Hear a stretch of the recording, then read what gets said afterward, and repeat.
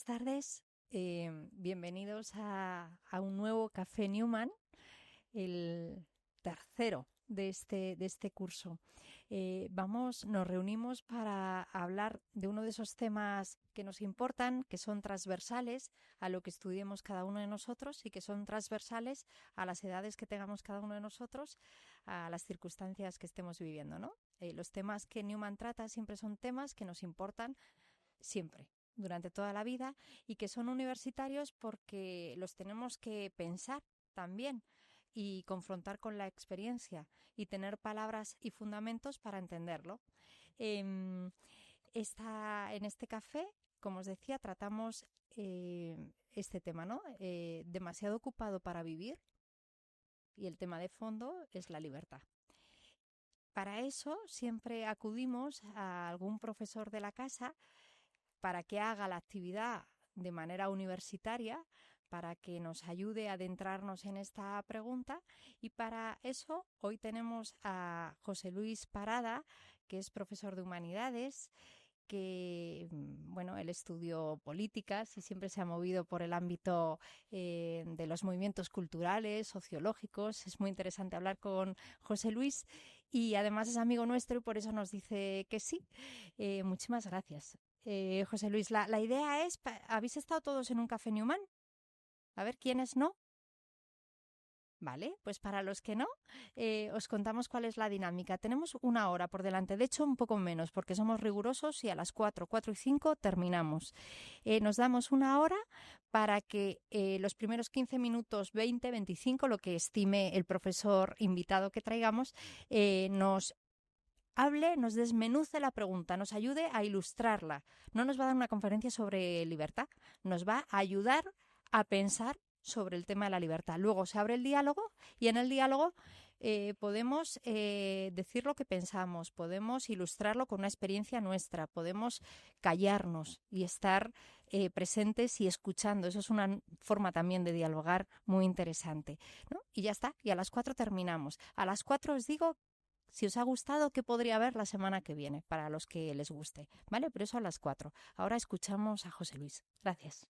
Buenas tardes a todos. Gracias, Rocío. Gracias, Paula. Gracias a todo el equipo de Newman por invitarme, porque es verdad que para los profesores no deja de ser un añadido a lo que generalmente tenemos, pero es lo que más tiene que ver con nuestra vocación universitaria, y es salir del aula y tener encuentros de conversación con los alumnos sobre temáticas que entendemos que tienen interés, y no lo digo por decir, en las que también nosotros nos podemos nutrir como profesores, porque hay ciertas cosas que, como vais a ver ahora, estamos en otro momento y conversar con vosotros nos permite comprender mejor a quien tenemos enfrente en las aulas. Así que en ese sentido me parece que lo que lleva haciendo el Instituto en tanto tiempo, con el café, con el minicurso, con las tertulias y tantas otras cosas, pues son también para nosotros algo muy agradable. Vamos entonces directamente al asunto. Ciertamente la temática del Café Newman y de lo que vendrá después, para quien haga doblete o deje de hacerlo, ha de ver con la libertad, pero como soy disciplinado, comienzo por lo que viene a ser la pregunta de Marras y por la imagen que lo acompaña.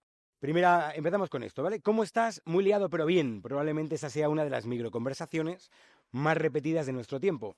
Y bajo la apariencia inofensiva de la respuesta se esconde una idea profundamente arraigada, la de confundir la actividad con el valor personal. ¿Bien? De hecho, decir que estamos ocupados parece haberse convertido en un imperativo para demostrar que somos útiles, eficientes o incluso importantes. Es como si responder simplemente muy bien resultara sospechoso de algo. Seguramente muchos de nosotros nos hemos sentido identificados con una frase de este estilo, o un párrafo. Y es que es cierto que muchas veces en las conversaciones, ¿qué tal estás? Muy liado, pero bien. ¿Bien? A veces se decía lo contrario, bien, pero estoy muy liado, ¿no? Ahora parece que lo que hay que decir es que uno está muy liado, pero está bien estar muy liado, ¿no? Porque si no estás muy liado, eres como sospechoso de que no estás aprovechando mucho. Este fragmento tiene que ver con este artículo del profesor Oriol Montañá, que se titula El nuevo club de las 8 de la mañana. ¿Bien? ¿Por qué se titula así este artículo? Bueno, hace referencia al club de las 5 de la mañana, que no sé si alguno de los que estáis aquí sabe de qué va o no va. Para explicarlo brevemente, he utilizado, si esto era La Vanguardia, en este caso la edición argentina de Forbes, en la que veis que pone adiós al club de las 5 de la mañana, la nueva era de la productividad inteligente.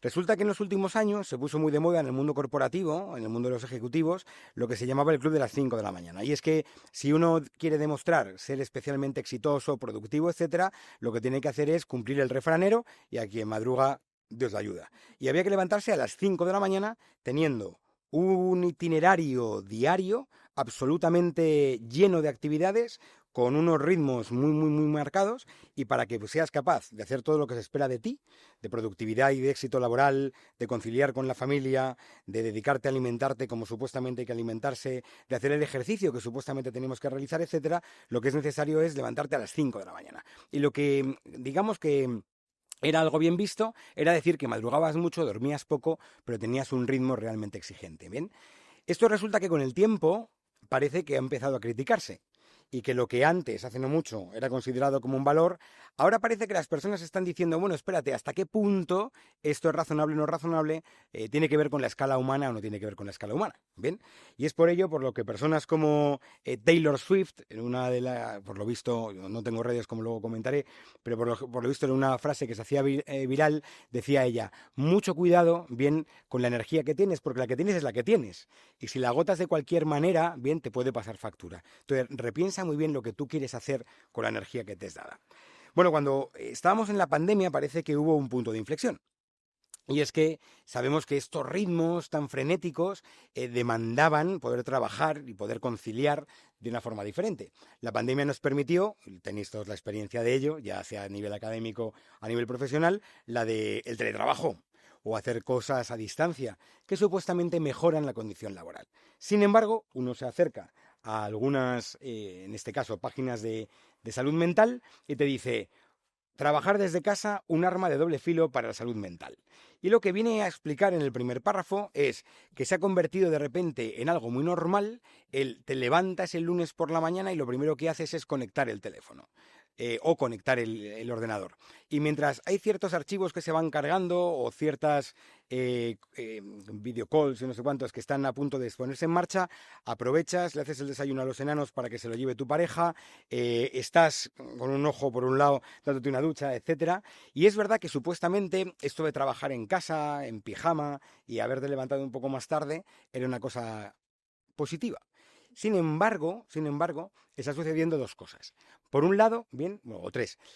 Por un lado, que es cierto que se está perdiendo una parte de encuentro personal que parece que hay muchas personas que a nivel salud mental echan de menos. El tema de la conectividad solamente digital, parece que tal, pero más interesante aún lo que decía Zygmunt Bauman, y es que lo que era la distancia sagrada entre el tiempo laboral y el tiempo familiar definitivamente se ha resquebrajado. Claro, esto nos podría llevar, ya que hablamos de la libertad, bien, sobre una esclavitud laboral. Bueno, esto no, a lo mejor no veis bien, pero en comunicaciones, en la O, está el símbolo de la UGT, de la Unión General de Trabajadores, el sindicato del Partido Socialista, ¿no? Esto es una campaña que habla sobre la necesidad de la desconexión digital, porque esta idea de que estemos continuamente conectados, en el que estamos todo el rato, ¿no? Pudiendo responder a una llamada de trabajo o algo que es en el último momento, o mails que tengo pendientes o cosas por el estilo, hacen que afecten a la salud laboral. Y algunos piensan que es una cuestión de esclavitud laboral. Y es verdad que podría ser, y es una problemática que tenemos. Pero es verdad que al mismo tiempo vemos noticias, en este caso de La Razón, que dicen cosas como que los españoles pierden casi una semana laboral al año por mirar las redes sociales en el trabajo. Ojo, no otras cosas que afectan a la productividad también, simplemente las redes sociales. Es decir, le dedicamos de media 1,1 hora de nuestra jornada laboral solamente a mirar redes sociales en el tiempo de trabajo, que nos podría recordar a esta experiencia que podría ser casi un espejo para la mayoría de nosotros. Y es que cuando venimos en metro, en autobús, a la universidad, cuando venimos a nuestros temas de trabajo, ¿qué vemos? Un 80, un 90% de gente en el que estamos todos. No sabemos muy bien lo que estamos haciendo. Unos estarán viendo una noticia, otros estarán respondiendo un correo, otros estarán compartiendo una foto familiar y otros, yo qué sé, viendo la serie de moda. Pero en todo caso, es cierto que somos muy conscientes de que tenemos el gatillo muy flojo, que muy rápidamente, cuando tenemos un momento libre, e incluso cuando no es libre, lo que hacemos es coger el teléfono. Con lo cual, está bien que de vez en cuando hablemos de una cierta esclavitud laboral, pero ¿es una esclavitud autoimpuesta? De ahí la imagen que creo que Newman ha tomado, porque el tema de la libertad tiene que ver con esto, bueno, es bastante evidente por qué, pero luego lo haremos aún más explícito. Claro, a mí esto es un tema, cuando pienso en esa especie de autoesclavitud, del estar todo el rato conectado, que personalmente me ofende como profesor. Yo soy el profe de ahí, el que está dando clase, el que se prepara la asignatura, el que está en verano dedicándole horas a pensar en materiales y tal, y a mí me ofende que los alumnos decidan que mientras estoy dando clase lo mejor que pueden hacer es consultar el móvil. Me ofende, y no lo permito. Por otro lado, creo que hay un alumno mío por aquí, alguno más, y saben cómo soy. Me pongo muy bruto con este tema, y además creo que las universidades deberían prohibirlo. Y vamos en ese camino, no esta, sino muchas otras universidades, porque hay un problema de adicción. Pero más allá de ofenderme, porque me molesta que no me presten atención, obviamente, también me preocupa. Me preocupa qué nos está pasando, ¿bien? Por lo que tenemos esa necesidad imperiosa de estar, como os decía, ¿no? De estar sacando el móvil, incluso cuando puede estar sucediendo algo de interés, ¿bien? Somos conscientes de que a lo mejor hace un tiempo era sagrado el tiempo de ver una película o una serie, en el que sucedía, ¿no? Una especie de paréntesis en el tiempo. Ahora no. Ahora, ¿quién de nosotros durante una hora o una hora y media no ha mirado 3 o 4 veces, ¿no?, el móvil en algo? Es una cosa que incluso cuando estés disfrutando es curioso que nos cuesta mucho desconectarnos. Bueno, me llamaba la atención, ¿no? Y sueño con esto, este artículo del New York Times en el que un profesor de la Universidad de Cornell decía: prohibir los teléfonos en el aula universitaria y a los estudiantes les encantó. Lo que cuenta aquí abajo, bien, es todas las evaluaciones que tuvo, y quitando una que era negativa, comentaba pues cosas que decía: en este curso me he enseñado más que cualquier otro curso que he aprendido en en Pensilvania. El mejor curso que he llevado nunca. Una clase increíble, decían. Y el profesor dice: no hice nada diferente. Lo único que hice fue prohibir el móvil. ¿Bien? Claro, es llamativo, porque para que suceda lo que tiene que suceder en una aula universitaria, lo que tiene que haber es falta de ruido.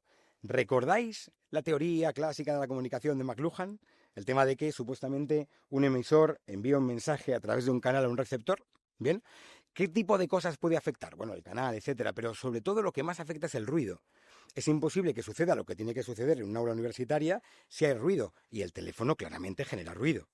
Hay ruido de fuera, hay ruido tal, el comentario del de al lado, pero esa especie de estar todo el rato como hacia afuera, bien, impide que suceda lo que debería suceder.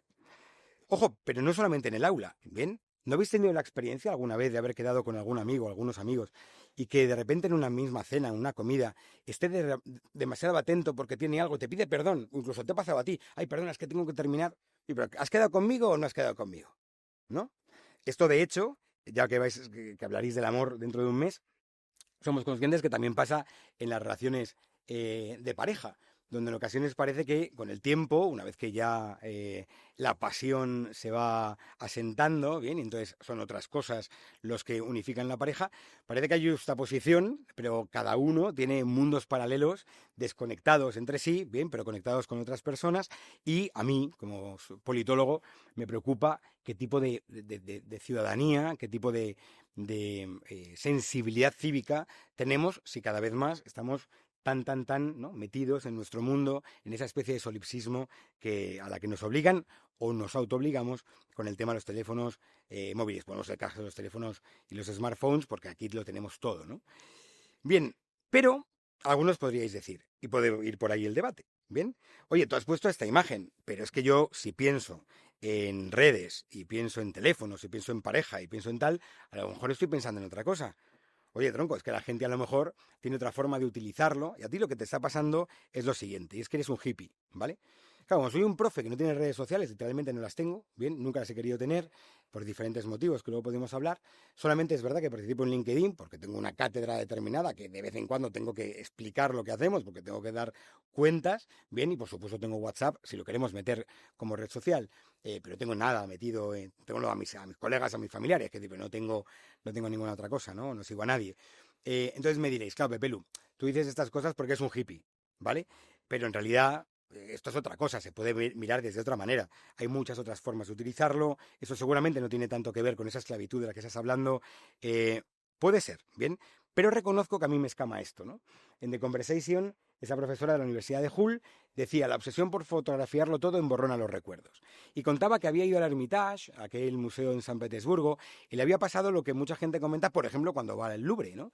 Y es que uno quiere ver algún tipo de obras y es incapaz de verlo si no es a través de los smartphones, cientos de ellos, de la gente que está viéndolo y grabando cada cosa que está viendo, ¿bien? Con esa especie de obsesión por verlo todo a través de una pantalla. A mí nunca me ha gustado mi madre, como que quiere hacerle fotos a todo el rato. Es como: amada, olvídate, coño, de tanta foto. Porque hay que guardarlo tanto, ¿vale? Esto no es nuevo con los smartphones. Esto pasaba antes, cuando de repente alguien se iba de viaje y te decía: ven, que te voy a enseñar las fotos. Y de hecho era como un tema, ¿no?, ya clásico, el vecino pesado que te enseña todas las fotos. Tal. Y si antes lo hacía con diapositivas o con fotos de papel, ahora lo hacemos con esto. Vale, puede ser que pase lo mismo, ¿eh? Pero sí que es verdad que es: ¿por qué tenemos tanta obsesión por hacerle tanta foto todo el rato a tanta cosa? Parece que está claro que además está afectando a nuestra forma de recordar las cosas. Y efectivamente yo soy un hippie que piensa esto. Ahora bien, curiosamente, uno se encuentra, ya que nos ponemos académicos, estudios, en este caso Southern California, Yale y Pensilvania, han hecho un estudio con creo que 2.000 personas, en el que han dividido a 1.000 personas, 1.000 con teléfono y 1.000 sin teléfono, bien, haciendo las mismas actividades, para ver el índice de satisfacción de aquellas cosas que han hecho, cuánto han disfrutado o han dejado de disfrutar. ¿Cuál ha sido lo original del resultado? Que han disfrutado mucho más aquellos que tenían teléfono. Es decir, que los que no tenían teléfono no habían disfrutado de la experiencia cultural, gastronómica, etcétera, porque les faltaba esto. Porque querían fotografiarlo y además enviarlo a las personas explicando lo que estaban haciendo. Es decir, hemos llegado a tal nivel en el que somos incapaces de disfrutar si nos falta esta herramienta. Caray, ¿por qué? Es verdad, bien, que este tipo de cosas las podríamos ampliar a otro tipo de cuestiones. ¿Ven? ¿Qué nos está pasando actualmente? A vuestra izquierda son 2 páginas de asociaciones de psicología que van hablando de los problemas que tenemos con esta idea, no solamente de fotografiar lo de fuera, sino a nosotros en relación con lo de fuera y compartirlo. Un ejercicio de narcisismo. Bien, aquí estoy yo disfrutando, ¿no?, teniendo una vida perfecta. No os voy a contar nada que ya no sepamos. Ya sabemos que en las redes sociales suele pasar mucho esto. Todo el mundo está en el restaurante más cojonudo, teniendo la experiencia más alegre, estando con la gente más interesante, bien, y con la sonrisa más profiden posible. Y esto sabemos que nos pasa. Que sí, que he intentado ver una web que tenía que ver con el real no sé cuántos, y al final tampoco ha servido. La gente sigue explicando el superfestival en el que está, bien, o la experiencia más cool posible, ¿no?, en la Tierra. Ese tipo de cosas tiene que ver con un momento actual que seguramente no es que seamos peores como sociedad, es que ahora tenemos un instrumento, bien, que nos está permitiendo que a lo mejor ese narcisismo aflore especialmente. Pero no hace falta que nos vayamos a vuestra izquierda a páginas de psicología. Podemos elegir, bien, algunas páginas que son puramente periodísticas. Bueno, he cogido una de Cuba, bien, que habla sobre el narcisismo y las redes sociales. Otro de abajo que habla del capitalismo de la identidad, de cómo todo este obsesión por el selfie también tiene mucho que ver con un tema de consumismo, de mercadeo, de cierto tardocapitalismo, bien, de cómo canalizamos nuestras obsesiones en las redes sociales. Y aquí arriba y abajo son la primera y la última de las noticias que encontré en Google simplemente cuando pones redes sociales y obsesión, ¿vale? ¿Y qué es lo que sucede? Por un lado, fijaos la cantidad de cosas que aparecen, esas son las primeras, la primera página, ¿no? Pues te encuentras ahí: violencia, obsesión y falsedad, los peligros detrás del feed de las redes sociales para la generación Z, ¿vale? Y cosas que de repente me empiezo a encontrar como las siguientes: momificarse por las noches para despertarse más guapa. Las redes caen en la obsesión por las rutinas de noche extremas. Luego la tercera habla de Piano Accident, que es una crítica sarcástica a las redes sociales. ¿Qué dice la ciencia sobre el fibremaxing, la nueva obsesión por la fibra que arrasa en redes? La loca obsesión por ver las puestas de sol. Los atardeceres se están convirtiendo únicamente en algo destinado a fotografiar y colgar en redes sociales. La obsesión por la salud y el nuevo wellness de derecha. Cuidado, que además aquí también entran los temas políticos. Cosmeticorexia, la obsesión por la piel perfecta que arrasa en redes sociales. La obsesión por la belleza, los jóvenes cada vez hacen retoques estéticos antes. Jóvenes en riesgo, compras, apuestas y obsesión por las redes sociales, tema de apuestas. Amigos siempre localizados, beneficio u obsesión. Claro, tiene trampa, porque yo he asociado en mi búsqueda obsesión y redes sociales. Podría buscar otras cosas. Con lo cual podríais decir: bueno, sí, Pepelu, a ver si es que además de un hippie, ¿vale?, no dejo de ser un carca. A lo mejor lo que me pasa es que soy el hippie que no tiene redes, pero es que además estoy mirando con la imagen de viejo, bien, sin serlo, pero soy un viejo joven, bueno, o un vieje, bueno, da igual. Tengo 46, bueno, pues vosotros diréis lo viejo o no que soy, pero soy más viejo aún de mi edad. A ver si te está pasando que eres un carca que no comprende bien que el mundo avanza, colega. Y puede ser, no digo yo que no. Pero, fijaos, mi estilo no es apocalíptico. Yo no vengo generalmente a poner a parir lo que son las novedades y si yo estoy afín o no. Pero sí que es verdad que no puedo negar que veo el tema de nuestro tiempo, como diría Ortega, y hay cosas que me parecen criticables. Y observo cosas como las siguientes, que creo que tienen que ver directamente con esto, ¿no? Y me faltan 3 minutos que voy a intentar concluir en este tiempo, ¿no? Me empecé a dar cuenta de ciertas cosas que me pasan más allá de las redes sociales. O sea, he intentado, como os he dicho, partir del planteamiento de Newman, pero ahora me voy ya un poco a temas que a mí personalmente me afectan. Y son las siguientes, ¿no? ¿Qué me voy encontrando en mi tiempo actual? Por ejemplo, unas vacaciones con familias, estas navidades, bien, familias del colegio, con mi niña, con no sé cuántos tal, en las que de repente me di cuenta que cada vez que terminábamos la actividad que estábamos haciendo por la mañana, etcétera, y llegábamos luego pues, a cenar y a tomar nuestras cosas y no sé qué, y los niños ya dormidos, me daba cuenta de que era imposible tener una conversación razonablemente profunda, porque se ha instalado, sin darnos cuenta, como un hábito, el ir cortando a la gente según está hablando. Entonces, uno habla, entonces el otro cuenta una cosa al respecto, como diciendo, pues yo también tuve esa experiencia, entonces el otro de repente saca otro tema que no tiene nada que ver, que va a cuento, y entonces otro de repente, incluso intentas sacar un tema, y no digo filosófico, no estamos hablando, yo qué sé, del epicureísmo, no, de un tema de repente, yo qué sé, una cosa me pasó muy puntualmente. Oye, he visto en una noticia, ¿no? 91 críticos musicales que han dicho cuáles son los mejores discos de los primeros 25 años del siglo XXI. Y de repente empezó una conversación que parecía que iba a ser interesante, pero de nuevo. A los 2 minutos alguien saca otro tema, ¡fum! Somos incapaces de profundizar en nada. Da la sensación que la forma en la que nos hemos acostumbrado a hablar en las redes sociales, en el mundo más digital, se impone, ¿bien? Y nos cuesta muchísimo eliminar un cierto ruido que hace que las conversaciones se conviertan en superficiales. Y siendo superficiales también creo que hay un problema de narcisismo, el yo más. En el mejor de los casos, con gente educada, lo que haces es esperar a que el otro termine y entonces ahora yo cuento lo mío. Pero ciertamente hay una superficialidad y un cierto narcisismo que te obliga, si quieres ser más o menos admitido, ¿no?, en ciertos círculos sociales, a hacer más o menos lo mismo. También te puedes ir, porque no te gusta esta forma de comunicarte. Pero claro, entonces te conviertes en una pátrida, en un paria, ¿no?, en alguien con el que tampoco se puede hablar. Claro, esto resulta que también me ha pasado en otro tipo de grupos. Tengo la suerte desgracia, de formar parte de ciertos grupos un tanto elitistas, bien, de gente de la política, de la cultura, no sé qué, que se reúnen de vez en cuando en ciertas casas, me invitan, yo voy, no sé, pero de repente me molaba mucho por lo siguiente, ¿no? En esas reuniones, y si alguien reconoce ahí a Woody Allen, me siento en ocasiones como esas películas de Woody Allen en la que la gente de clase media, alta, etcétera, hacen un ejercicio de esnobismo. Empiezan a hablar de todo lo que pasa tomando distancia. Es que la gente es, sin ser nosotros gente, ¿bien?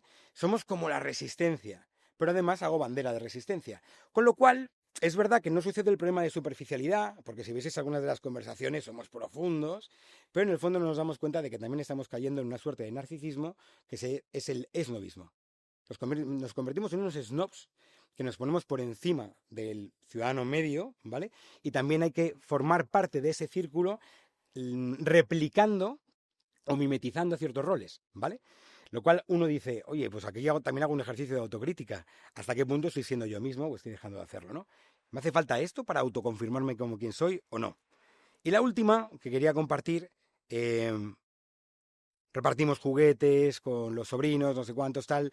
Alguien de repente hace un comentario, hablo del libro, La voz del oráculo, no sé cuántos, con lo que vamos a terminar, y hablamos, ¿no?, de la necesidad de poder tomar partido, sentirte un poco más auténtico en los lugares en los que estás, querer vivir la vida que quieres vivir, sin tanto replicar lo que supuestamente la gente espera de ti, etcétera. Y entonces un familiar dice la siguiente frase. Estás equivocado. No pensamos nuestros pensamientos, sino que los pensamientos surgen. Ergo, no existe el libre albedrío. De repente, observo en un familiar, que es economista, ¿bien?, un ejercicio de pedantería, seguramente, no aposta ni con mal y tal, pero y con una vehemencia, con un juicio, diciendo esto es categórico. los pensamientos nos tienen a nosotros y por tanto no hay libre albedrío. Entonces hubo un momento que dije, pues nada, por culo, dejo de hablar de la libertad en el minicurso de Newman y vente tú a decir, esto no existe, con lo cual ahórrense las 3 horas. Como en un libro de un gurú dice esto y a él le convence, toma. Joder, yo veo esto en mi entorno y me preocupa mucho más que las redes sociales. Me preocupa mucho más. ¿Por qué? Porque en el fondo, fijaos, llega ella, que es a la que le vamos a dedicar, a quien de vosotros sigan esto, el minicurso de la semana que viene. Y es que Liv Stromquist, que es una tipa interesantísima, saca un ensayo gráfico que se llama, es una novela gráfica, un cómic, es un ensayo gráfico en el que empieza a hablar de todo esto que os acabo de contar, explicado en 6 capítulos de una forma tremendamente ácida, ¿bien? Y es un libro de autoayuda contra la autoayuda, ¿bien? De tal manera que empieza a hablar de la obsesión por las redes sociales, de qué es lo que le sucede a la gente con el tema de los astrólogos, los no astrólogos, la New Age y cosas por el estilo, de qué ocurre con los muchos influencers que han decidido que el mundo necesita sus consejos. ¿Bien? Mucha gente no busca consejo, pero parece que hay mucha gente obsesionados con darnos consejos. ¿Bien? A lo mejor la sociedad no busca esos consejos, pero sin embargo son personas que necesitan autoafirmarse dándole consejos a los demás. Deberías hacer esto, etcétera, ¿no? Y lo que veremos en el minicurso es por dónde van esos consejos. Y qué es lo que el cosmos nos dice que tenemos que hacer. Pasártelo bien, estar guapo, huir de la muerte. Una serie de cuestiones que nos van dictando cómo deberíamos vivir, ¿vale? Y esto, que me encuentro con ella, me recuerda mucho a que a poco que tengáis algo de formación, es Ortega y Gasset. Y Ortega y Gasset decía siempre una cosa, y aquí es donde está la vinculación con la libertad y el paso al diálogo, ¿vale? Que decía, la vida que nos es dada no nos es dada del todo hecha, sino que la tenemos que ir haciendo. Por eso es un facendum, ¿vale? Es un gerundio, un ir haciéndose. No es un factum, un participio, algo ya hecho, sino que tenemos que ir haciendo la vida.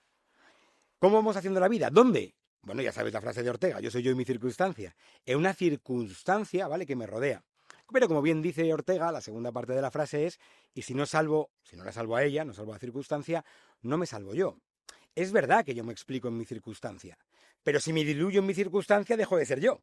Entonces, ¿cómo surfeo la circunstancia? ¿Cómo surfeo la ola? Y él dice, bueno, tomando decisiones, no nos queda otra. Ahora, ¿en base a qué tomamos decisiones? Él divide entre ideillas, algunas opiniones así que tenemos, que no sabemos bien dónde han venido, que nos ayudan de vez en cuando a tomar alguna decisión, pero sobre todo ideas y creencias. Las ideas se tienen, en las creencias se está.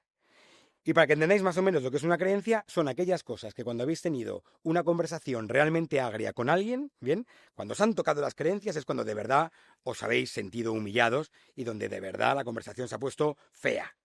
Eso no es por una idea, eso suele ser por una creencia. La pregunta de Ortega es, ¿esas creencias que tú tienes, de dónde vienen? ¿Son realmente fruto, ¿no?, de un proceso de asimilación, de creación de un pensamiento propio, etcétera, o estamos siendo vividos por unas creencias que nos han sido heredadas?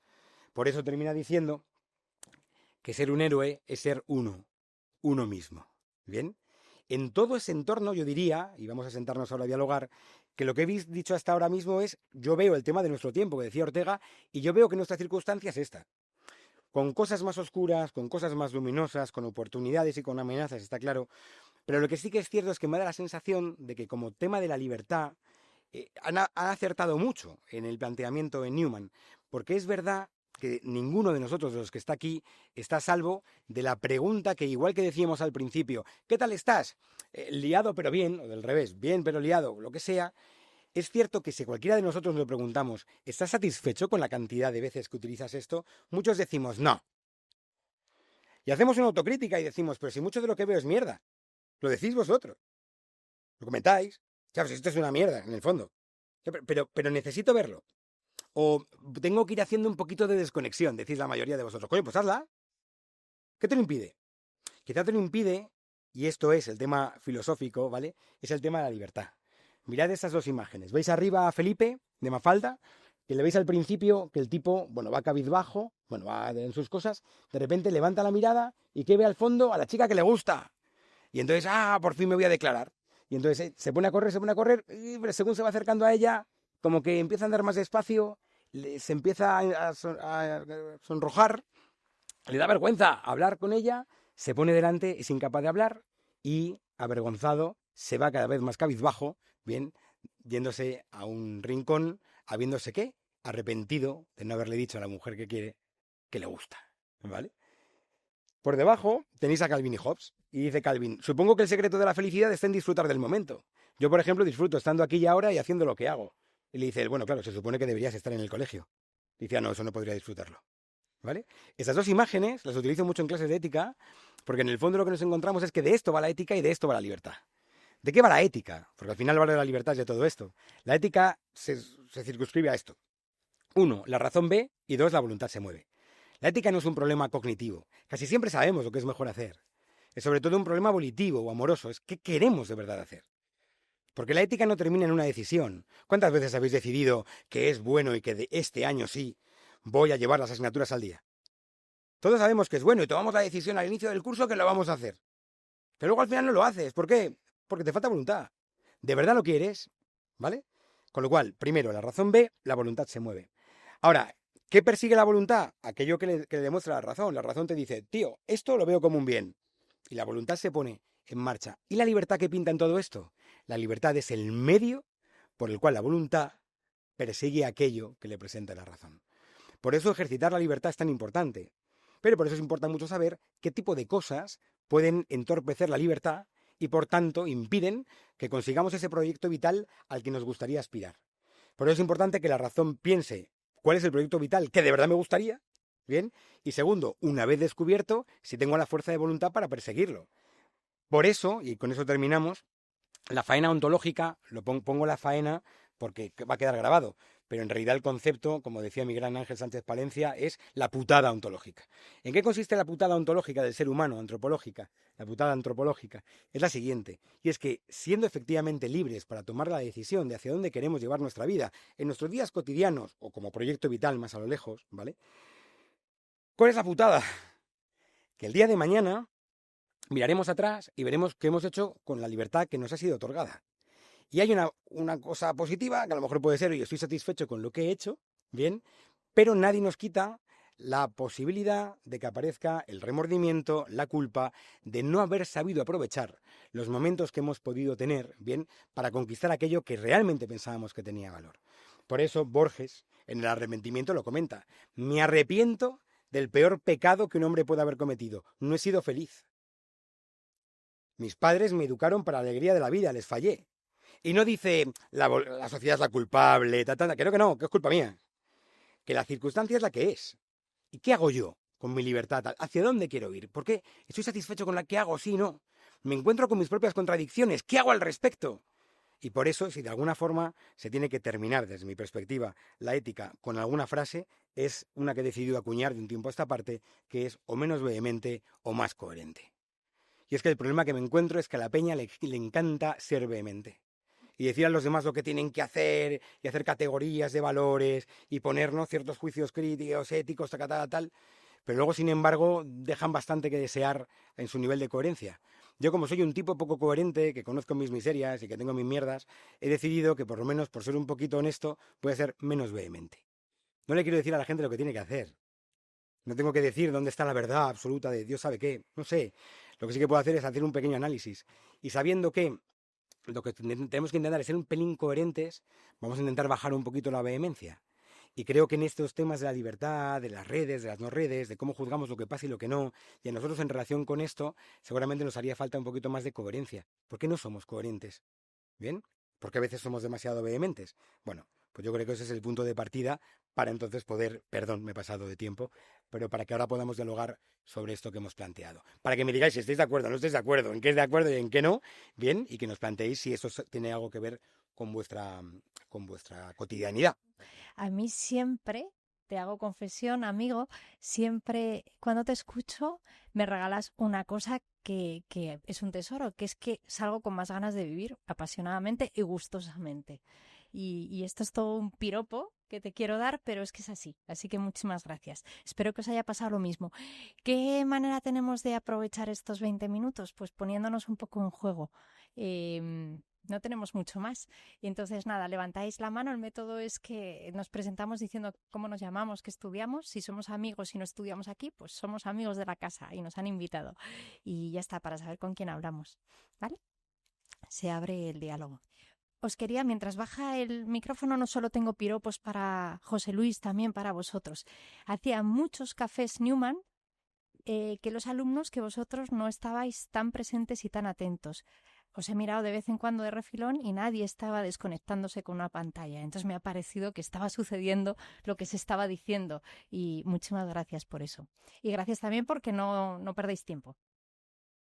Bueno, me llamo Adrián, vengo de CAFID, de cuarto, y mi pregunta es, cuando has acabado diciendo lo de vehemente y todo eso, me da la sensación que yo tengo un grupo de amigos, ¿vale? Y siento que son bastante vehementes en ciertos momentos de cuando hablamos y todo eso, los interrumpimos. Y mi pregunta era, ¿cómo puedo trasladarles lo que siento que están siendo vehementes sin hacerles como daño ni que sientan que me estoy metiendo con ellos? No sé si se entiende la pregunta. Sí, Sí, vale, perfectamente. vale. Perfectamente, pero a ver, ¿Qué hace daño? total, es que abres un melón. Fíjate, Adrián, yo no sé si es posible hacerlo sin generar un poquito de malestar. Pero como se dice siempre aquello que quien bien te quiere te hará llorar, creo que de vez en cuando es como para decir, oye, tío, es verdad que en mi experiencia, que tengo grupos a veces de mucha demencia, bueno, quien me conoce y es fácil, o sea, quien tiene mi teléfono sabe que llevo desde el año 2011, porque una alumna me pasó la foto y he decidido mantenerla desde entonces. Es una oveja negra bien rodeada de ovejas blancas. A mí me gusta mucho tocar las pelotas. Y entonces generalmente, como me muevo en grupos muy de derecha por un lado, muy de izquierda por otro, gente de todo tipo, etcétera, yo no quiero ser el tábano ni me creo Sócrates y tal. Pero sí que es verdad que me he dado cuenta en ocasiones que es fenomenal que en algún grupo de vez en cuando hay alguien que diga, oye, esto se puede matizar o soltar un depende. A veces como en clase, ¿no? Imagínate que de repente alguien pregunta una cosa que no ha lugar, que no es el caso, que la pregunta es cojonuda, pero de repente un profesor lo que no puede hacer a un alumno es decir, no, gilipollas preguntar. No, no, pues entonces ya el alumno nunca va a preguntar. Entonces, no, lo que tienes que decir, bueno, sí, pero yo creo que si tienes la necesidad de decirles, oye, tío, no te estás dando cuenta de que a lo mejor hay otra forma de, ¿no? de percibir la realidad, pues creo que tienes que encontrar la forma, conociendo a tus colegas, de cómo poder decírselo. Porque a lo mejor algunos puedes ser muy directo con ellos, a lo mejor otros necesitan que seas un poquito más suave, a lo mejor otros necesitan que utilices un poco la ironía o el sarcasmo. Pero creo que por responder a lo que dices, creo que simplemente el que tengas tú mismo la necesidad de hacerlo, llevará que, bueno, entiendo que irás encontrando poco a poco la forma de hacerlo, pero que tengas el convencimiento de que hay que hacerlo, ya me parece hiper positivo. Ahora, ¿te vas a llevar alguna que otra? Seguro. Porque entonces dirán, imagínate que te mueves, a mí me ha pasado, ¿vale?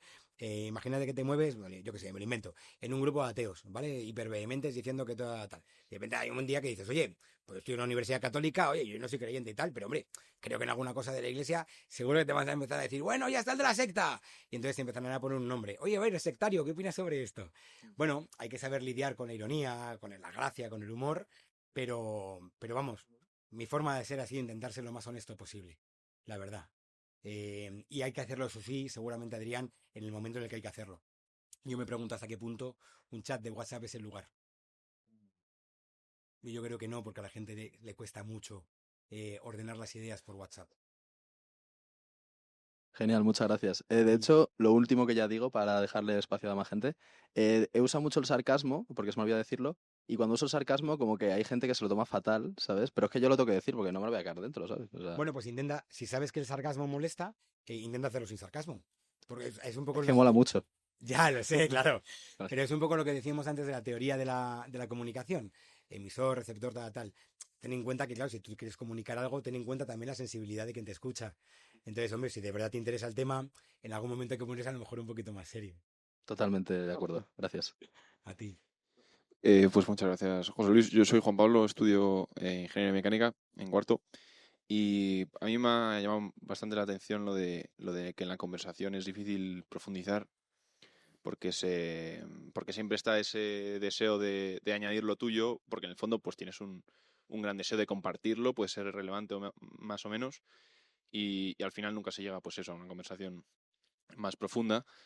Y pues a mí me pasa mucho eso en casa, por ejemplo, pero yo recuerdo que más en épocas pasadas pues sí que tenía conversaciones más profundas con gente y yo pues me llevo preguntando también un tiempo que qué es lo que en el fondo buscamos cuando queremos compartir estas cosas sin estar buscando en el fondo eh, pues algo más profundo en la conversación, lo que dice otro, sino que en querer simplemente decir lo nuestro y tal, y que es en el fondo lo que, no sé, lo llevo pensando en un tiempo y por saber lo que piensas. Pues tiene que ver con lo que decía Adrián en parte. A ver, hay una cosa que a mí me pasa, os voy a poner un ejemplo, ¿vale? Con esto. Yo me estaba apuntando, según hablabas, Juan Pablo, Richard Sennett comenta que el mal conversador ofrece respuestas prefabricadas. Entonces tiene mucho que ver con esto. Cuando tus colegas son vehementes, o muchos de nosotros son vehementes, cuando incluso nosotros a veces somos vehementes, en el fondo, ¿qué es lo que estamos buscando con esta conversación? Autoafirmarnos, o que realmente haya, o sea, conocer más a mi colega, o con mis familiares, hablar de... Es verdad que en ocasiones puede haber un cierto ejercicio de, a ver, de cierta egolatría. Quiero, ¿no? Afirmar o reafirmar mis convicciones. A veces incluso quiero demostrar que tengo razón. Pero hay una cosa, fijaos, os voy a contar una experiencia muy rápida. Estuve hace un mes en Buenos Aires por un tema de trabajo. Y entonces quedé con antiguos alumnos míos de allá que se dedican a temas de política, porque bueno, les conozco por un programa de política en América Latina. Y entonces, claro, estaba con personas que son muy activas en política. Y después hacía años que no les veía, me montaron una cena, fue delicioso, me lo pasé fenomenal. Pero claro, estoy hablando con alumnos de 25, 26, 27 años muy metidos en serio, bien, en temas de política, unos kirchneristas, otros del PRO, otros, hay de todo, bien. Y claro, yo era el profesor que les daba ética pública en su momento y que siempre hablaba de la esperanza, no sé cuántos, tal. Y de un tiempo a esta parte parece que me he puesto de perfil, ¿vale? Como que no le doy importancia a las cosas, que creo, hablando de vehemencia, que la ideología, fíjate que yo estudio ciencias políticas, pero pienso que la ideología es un cáncer social, porque es convertir principalmente una idea en una creencia. Entonces dejamos fuera todo lo demás, es una explicación como muy dialéctica de las cosas, ¿no? Muy por conflicto, etcétera. Entonces me ha dado, claro, Argentina, ¿cuál era el tema? Milei, ¿vale? Pero este zumbao, con no sé cuántos tal. Claro, yo empecé a pensar, digo, oye, solamente os quiero preguntar. Este hombre claramente le ha votado. Ojo, le han votado todos los estratos. Bueno, en Chile ha pasado. En Chile han votado todos los estratos de la población, han votado, ¿vale? Entonces, algo habrá hecho los otros para que este gobierne. Ni me interesa, ni me gusta Milei, ni me interesan sus formas, ¿vale? Pero no puedo negar que algo habrá pasado. Alguien tendrá que hacer un ejercicio de autocrítica. Algo además tendrá que en su discurso interesante como para que otros le voten, ¿no? Claro, los alumnos había un momento que sacaban... Y me di cuenta de una cosa, luego les mandé un audio tal diciendo, oye, perdón si a lo mejor vuestro profesor, ¿no? Que me tiene mucho cariño, yo a ellos, estabais esperando que hiciera como el gran discurso, como cuando estábamos en clase hace años, y de repente se ha convertido en un tipo gris que decide no entrar, ¿no? En la arena política. Pero creo que como profesor, quizá con la edad que tengo, y me doy cuenta del problema del fanatismo, a lo mejor hace falta que de vez en cuando os diga a alguien que dejemos atrás la vehemencia, porque con tanta vehemencia es imposible que charlemos, ¿vale? Luego me respondieron de una forma muy, muy bonita, ¿no? La verdad. Y les decía, ojo, no digo que todo el mundo tenga que ser como yo. Digo que creo que mi papel ahora mismo, y donde yo me siento a gusto, es diciendo estas cosas. Que creo que hay que decirlas. Pero que cada uno viva como crea que tiene que vivir. Y además me parece fascinante que haya alumnos míos en el movimiento sindicalista. O sea, entiéndeme. Que parece fenomenal, que es que hacen falta esos perfiles, pero no es el mío. El mío tiene mucho más que ver. ¿Habéis visto Anatomía de un instante, algunos de los que estáis aquí? La serie de cercas sobre la transición española. Vale. Yo recuerdo con alumnos del college, ¿te acuerdas, David? Que nos fuimos hace un par de años al Ateneo y tuvimos una conversación con Eduardo Madina, del PSOE, y con Valentina Martínez, del PP. Estuvimos hablando de cultura, principalmente, y me refiero a cultura, pero evidentemente salían temas de política. Y recuerdo que Eduardo Madina decía, la transición española ha sido posible porque es la suma de 4 renuncias. Carrillo renuncia al comunismo, Felipe González renuncia al marxismo, Adolfo Suárez renuncia al movimiento y Fraga renuncia al franquismo. Y gracias a esas 4 renuncias sucede lo que sucede en la transición española, que es acojonante. ¿Vale? Es espectacular. ¿Bien? Eso, sin embargo, recordaba cuando yo era estudiante de ciencias políticas de un profesor que un día nos dijo en clase, toda negociación supone una renuncia. ¿Qué hacíamos en clase yo el primero? Sacar la bandera. ¡No! ¡Jamás! No renunciaré a mis postulados. Es decir, que es muy natural que el joven sea vehemente. Y menos mal. Ojalá haya más colegas vehementes, porque será que las cosas se las toman en serio. El problema es cuando nos pasamos de vuelta y de rosca. Y tomarnos las cosas en serio se convierten en negar al que tengo delante. Y ahí es donde hay un equilibrio muy, muy complicado. Entonces, a mí me parece que a veces lo que nos pasa es que, claro, queremos defender algo diciendo, oye, que lo que te estoy diciendo tiene valor. No lo digo porque sí. O sea, ¿por qué criticas mi postura de primeras? ¿No te das cuenta que...? Pero claro, nosotros también tenemos que hacer ese ejercicio de autocrítica. y tenemos que hacer un ejercicio de escucha real. Y me parece que el tiempo en el que estamos actualmente, como todo es tan rápido, como todo es tan superficial, nos cuesta profundizar. Y por eso estamos siendo alimentados, me da la sensación, ¿no?, en discursos demasiado vehementes y, por desgracia, demasiado breves. Entonces, claro, ¿cómo negocio yo un tema que es vehemente y breve al mismo tiempo? Donde todo va muy rápido. Pues me parece dificultoso, la verdad. Como veis, no estoy dando ninguna respuesta. Simplemente digo que el tema me preocupa. Y qué bien que os preocupe a vosotros.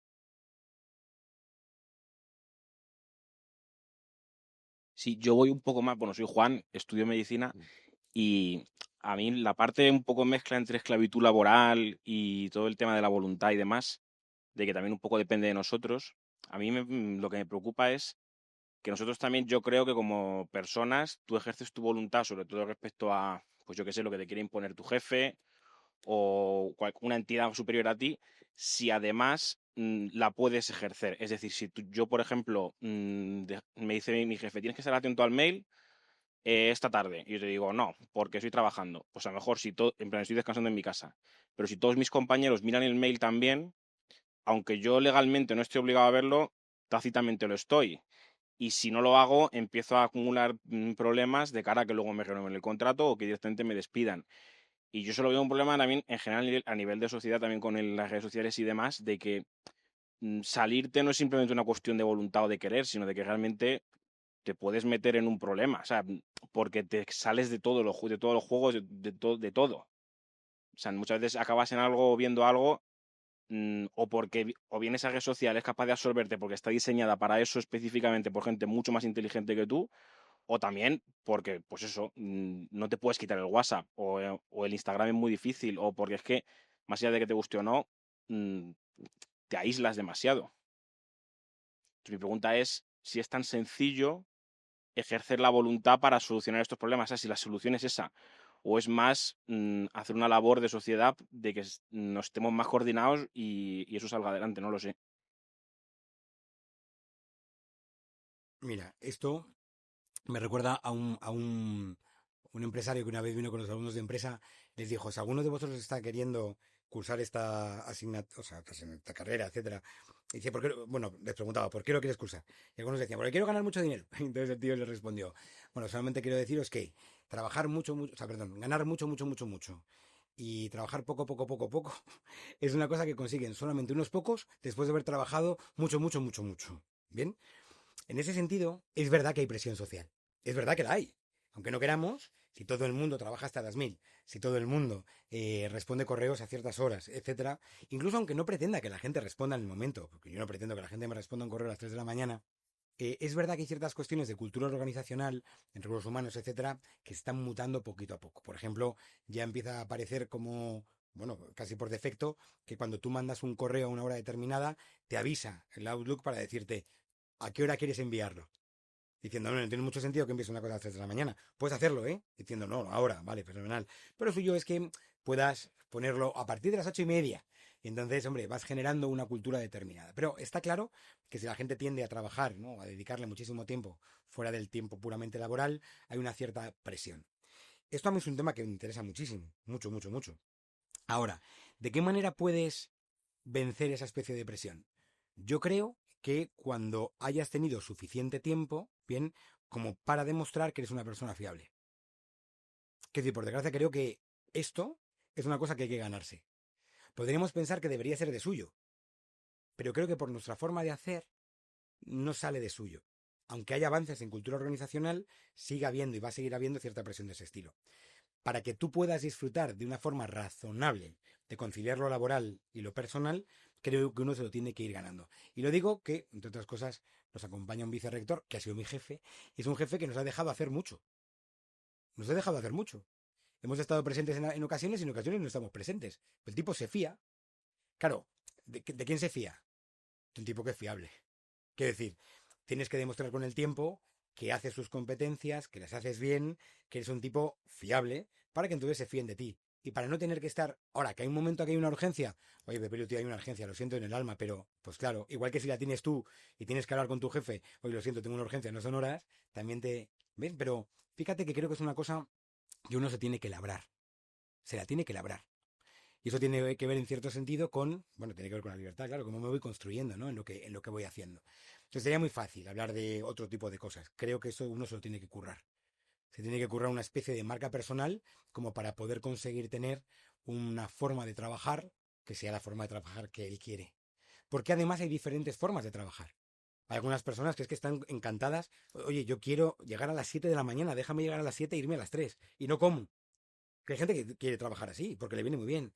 Hay personas que les gusta alargar la jornada laboral por lo que sea, ¿vale? O porque sus circunstancias personales son otras, entonces no tiene problema porque disfruta haciendo esto. Entonces, es tan difícil encontrar un equilibrio que me parece que lo que tendríamos que encontrar es un liderazgo determinado, pero también una ética del trabajo por parte de los trabajadores que poco a poco consigue engarzarse. Y si te das cuenta, eso tiene mucho que ver con la honestidad. Si no somos honestos y no somos virtuosos, es imposible que lleguemos a esto. Os recomiendo, por cierto, el libro de Sennett, de la corrosión del carácter, que habla de todos los problemas que la gente tiene a nivel laboral, y lo que plantea es que habría que recuperar dos valores, que son la artesanía y la cooperación. Que si os dais cuenta, las dos tienen que ver directamente con la ética. Una, ojalá pudiéramos volver a ser artesanos de lo que hacemos, o sea, el gusto por la cosa bien hecha, el gusto por el detalle. ¿Quién de los que estamos aquí no nos gustaría hacer bien nuestro trabajo? Claro, pero el trabajo no entiende de prisas en ocasiones, quiero hacerlo bien. Quiero tener una cierta rutina que me suponga una mejora. Y en eso me desarrollo personalmente y ofrezco algo diferente, ¿no? Y para que eso suceda, qué importante es la cooperación. Y ahí hace falta que nos entendamos como parte de una comunidad, coño, que trabaja de forma común. Y por eso nos tenemos que adaptar a diferentes personas de la comunidad. Y esto, perdón, es que una cosa me lleva a la otra. No sabes, o no, Fernando, si pasa. ¿Cuántas veces los profesores también abusamos del concepto de libertad de cátedra? Ya que hablamos de la libertad. Oye, pero a mí déjame hacer las cosas que tengo libertad de cátedra. No, sí, claro que tienes libertad de cátedra, es decir, y eso es un derecho, y un derecho ganado en el ámbito del tiempo, que es la cultura universitaria. Claro que el profesor tiene libertad de dictar aquello que entienda oportuno en el aula, lo cual no significa que haga de su capa un ensayo y de lo que le dé la gana, porque hay todo un currículum de asignaturas, porque hay una misión de la universidad a la que formas parte, porque hay una lógica determinada. Hombre, que sí que hay un marco de juego común, colega. Entonces, haz lo que quieras dentro del marco común. Es como si a mí ahora de repente me dan ganas de jugar contigo al ajedrez y me dice, ¿esto de qué va? De acabar con el rey. Pues cojo una ficha y te la tiro. No, hombre, colega, no, dentro de unas normas. Ah, bueno, entonces cuidado, con el tema de lo que quiero, cómo lo quiero, en qué momento lo quiero, ¿no? Y cómo se puede conseguir. Pues si os parece, porque a mí me da 4 miedo tu bus, es que, No, tranquilo. bueno, José Luis es de los que coge el autobús, me encanta, es un ciudadano... Soy un hippie, ya os lo he dicho.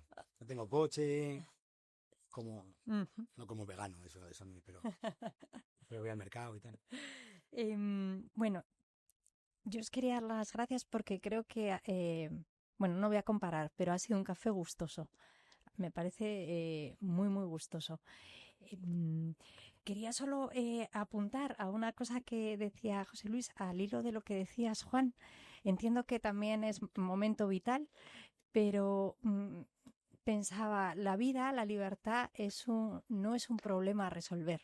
Porque veía en tu pregunta, ¿no? Muy pertinente y muy buena además, en la que nos hallamos nosotros, con el tema de los correos. Creo que más que tú todavía veía una pregunta que yo también tengo. Pero pensaba escuchándote, claro, la vida, la libertad no es un problema a resolver, es una posibilidad apasionante que ejercer. Y si nos situamos ahí, uno vive de otra manera, ¿no? Y ya está, y tenemos toda la vida para prueba y error en esto de la libertad. Seguramente algo que ayuda mucho a este juego de la libertad es liberarnos también del éxito. Cuando uno se libera del éxito de su propia imagen, pues ya tiene ahí una plaza ganada importante, ¿no? Probemos a liberarnos del éxito. Del éxito me refiero a esto, a tener éxito con las empresas que emprendamos, a la imagen que damos, a lo que piensan de nosotros en redes. Si es que es imposible de controlar todo eso, ¿no? Busquemos el bien, el ideal, y ya nos lo ha explicado fenomenal José Luis, ¿no? Cada uno tendrá que ir viendo cuál es su ideal, cuál es el bien y la verdad de su vida, y metámonos ahí a navegar apasionadamente para eso, y ya está.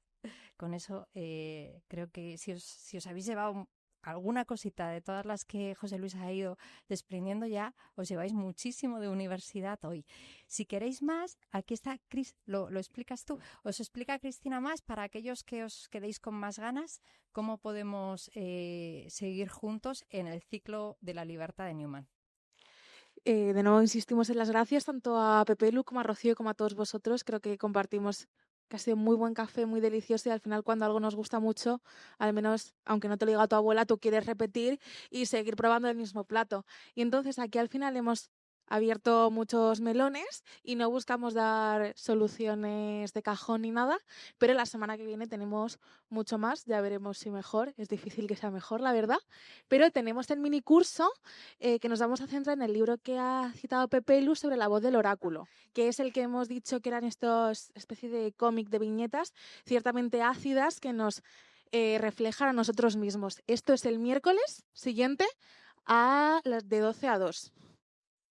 0,25 créditos, que aquí la alumnidad pues fija bastante. Y luego al día siguiente a las 6 de la tarde en los VIPs de la cafetería, la central, justo donde está la parte de cafés, hay una puerta donde veis generalmente a los profesores y jefazos entrar para comer, pues también es nuestra. Entonces ahí os esperamos para seguir conversando sobre esto, estas conversaciones profundas que nos hablaba Pepe Lu y que Juan Pablo también citaba en su pregunta, con más o menos vehemencia, no te puedo asegurar cómo vamos a ser, pero sí con el firme compromiso de hablar en autenticidad y también escuchar en autenticidad todas esas preguntas, propuestas y experiencias que nos surgen a partir del tema de la libertad con Pepe Lu.